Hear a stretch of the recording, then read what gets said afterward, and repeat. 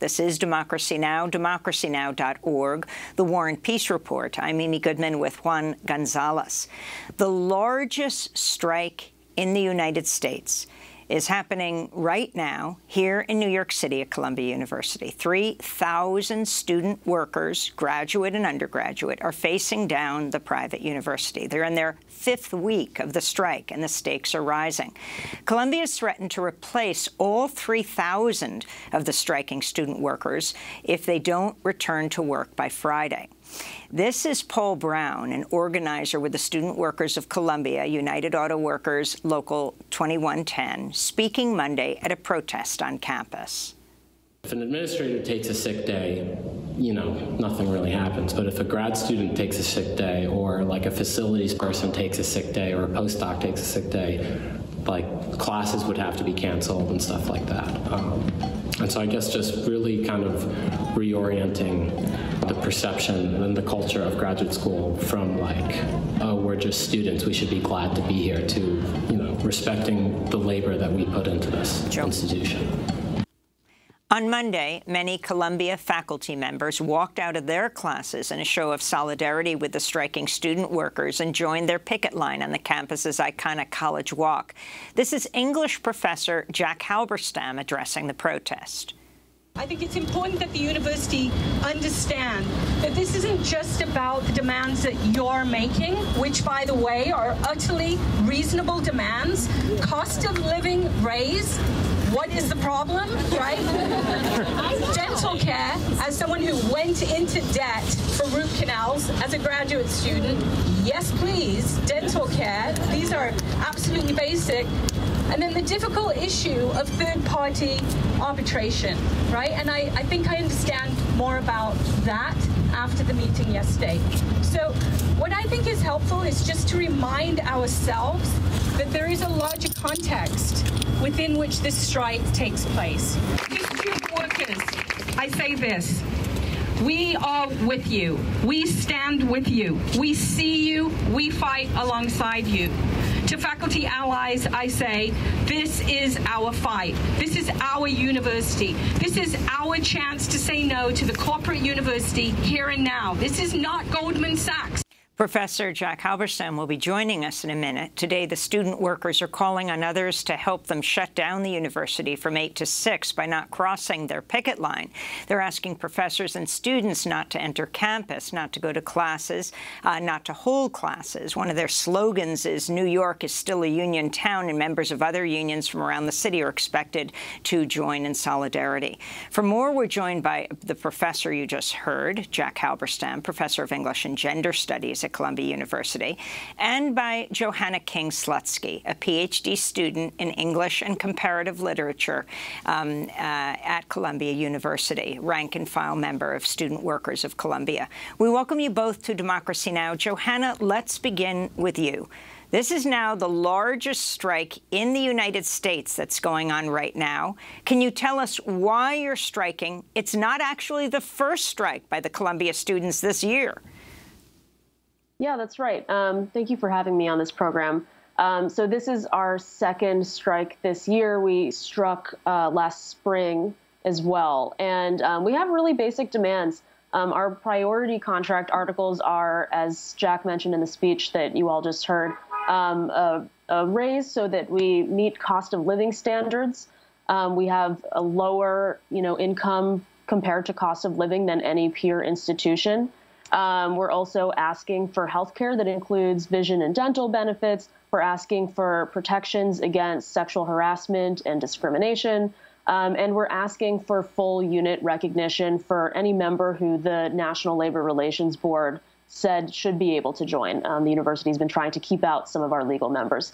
And we're really motivated, as Professor Halberstam said in the speech you guys heard. We really see ourselves as part of a broader labor movement, both in higher education, which has been, facing terrible trends of adjunctification and administrative overreach, and in the in the labor movement overall. And Johannah, could you talk about what precisely the student workers do at Columbia and what the university's response has been to your demands? Yeah, I mean, student workers, we are I think the majority of workers, or at least instructional workers and research workers at the university. We are the ones who do the research that wins grant money for the university. We are teachers. We are teaching assistants, research assistants. I teach my own class. Many of my colleagues teach the same classes that a professor would teach. And we are the ones who have the most face time with the undergraduates who are paying Columbia's bills, paying tuition. And increasingly, has Columbia, as many universities around the country have increasingly gone to student workers and contingent lecturers instead of tenure-track faculty to teach most of their courses? Yeah, it's a huge problem in the higher ed movement, but yeah, there's been a real shift towards hiring contingent faculty, meaning people that the university can replace very quickly and easily. They have very few rights. They make much less income, and graduate workers as well are facing kind of a similar onslaught. In many ways, it feels like we're lambs being raised for the slaughter. You know, I think at least, and many of my colleagues feel like there's a really good chance that we're going to become one of these adjuncts or contingent faculty members after we graduate.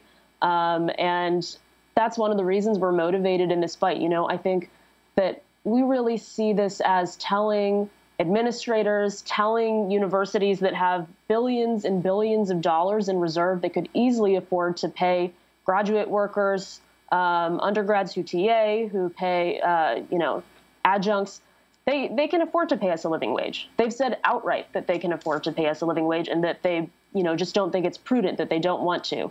And if you can afford to pay us a living wage, I don't really understand why one of my colleagues, whether they're a grad worker or an adjunct or a full professor, should have to do things like not take his son to the dentist because we don't get dental coverage or because we don't make enough money to pay for dental coverage out of pocket. Johanna, I want to read an email sent by David Driscoll, the Vice President of Columbia University Human Resources, to the over 3,000 students at Columbia last week.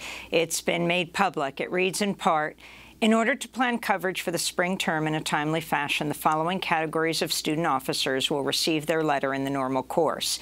A, student officers who are currently working as shown by their attestations. B, students who are not currently on appointment. Or C, student officers who are currently on strike but return to work by December 10th, as shown by their attestation for the current pay period. Please note that striking student officers who return to work after December 10th will be appointed, assigned to suitable positions if available." Johanna, can you respond to what the university is doing and talk about the significance of today, this day, and the action growing ever larger? Yeah, that email, the language sounds bland, but it was very alarming. For those who can't speak administrator, what they're saying is that they are planning to replace those of us who remain on strike through the end of the week. This is an illegal form of retaliation. We are on an unfair labor practice strike, which protects us from our labor being permanently replaced. And yet they're threatening to do that very thing. It's frightening because it's illegal, but the university has a much greater megaphone, much more power than we do, and it's easy for them to get away with illegal activity like that. So we are shutting down campus today to kind of tell the university that we and other unions in the city and faculty, we're not okay with them just bulldozing over us. It's completely not only illegal, but unjust to fire, in effect, people like me. I stand to lose my job, my appointment, my teaching appointment. I have my own class that I'm supposed to teach next semester, and I might not have a class to return to because I've been exercising my legally protected right to withhold my labor. And so we are having a massive picket. For those who are in New York City, you're welcome to come down to our campus and join us in the picket. It's going to be a very joyful experience. And we are asking every student and every faculty member not to cross the picket by attending class or holding class.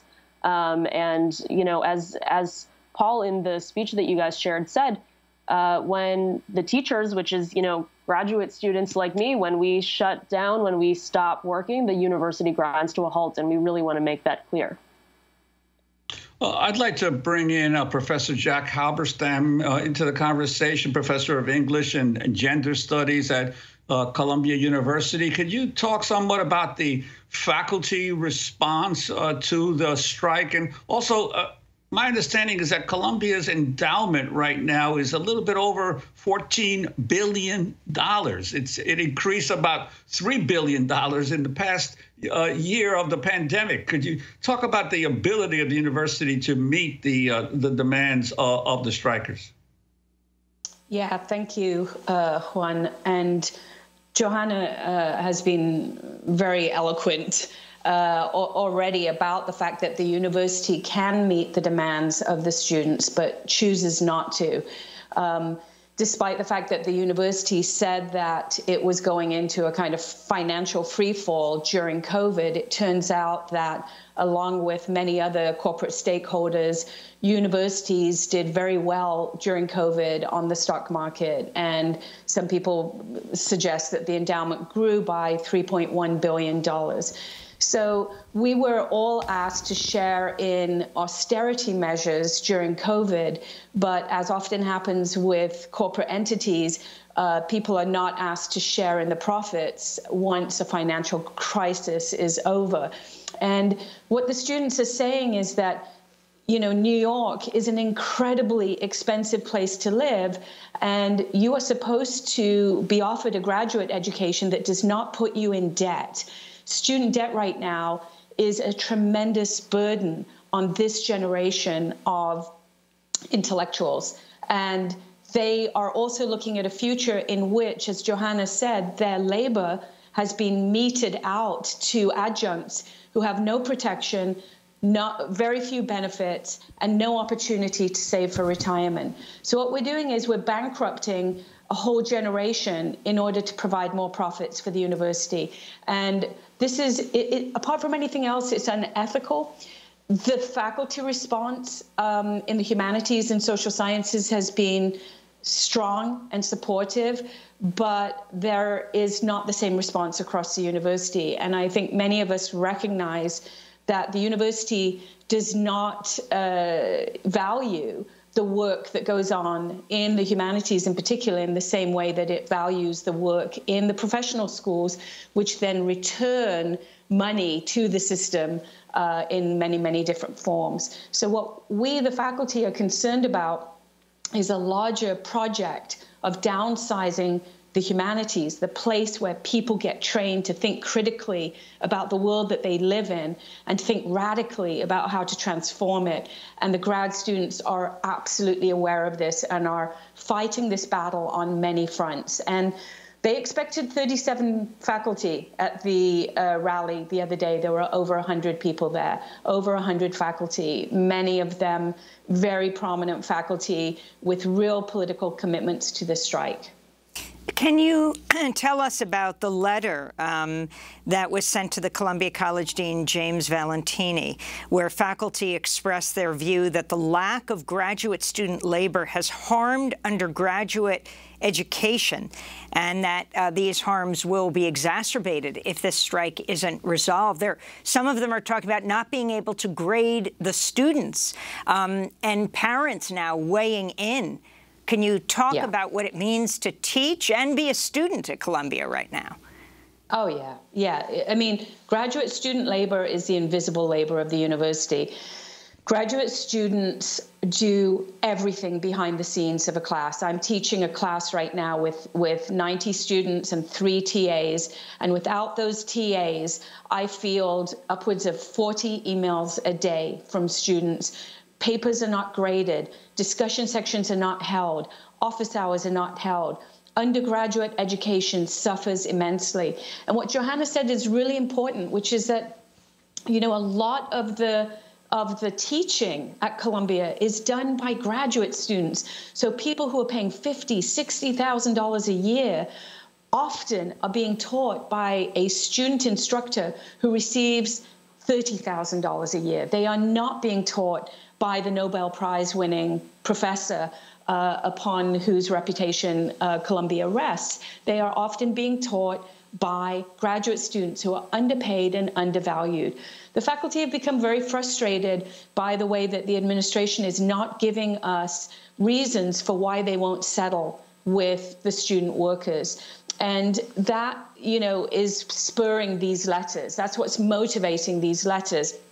People are saying, hey, maybe I would even support the university. But what is the university's position? Nobody really knows. No message has gone out other than we don't want to respond to this. And it's very, very frustrating as a professor, very frustrating. And Professor Halberstam, you've been a tenured professor there for years now at Columbia. How does this strike compare to other protests that have come and gone at the university while you've been there? I've only been at Columbia for 5 years, but there is a long history, as Professor May Nye said at the rally the other day, a long history of student protest at Columbia going back to 1968 when students protested segregation policies and protested the university's support of the Vietnam War. And those were very, very powerful protests involving hunger strikes and leading to the creation of some of the programs in race and ethnicity at Columbia. Juan, I'm afraid we're going to have to end with the person you're speaking to who just asked you that question, Professor Halberstam, and that is our very own Juan Gonzalez, who was one of the leaders of that student strike that you're referring to in 1968, Juan. Yes, and I remember May Nye from those days as well.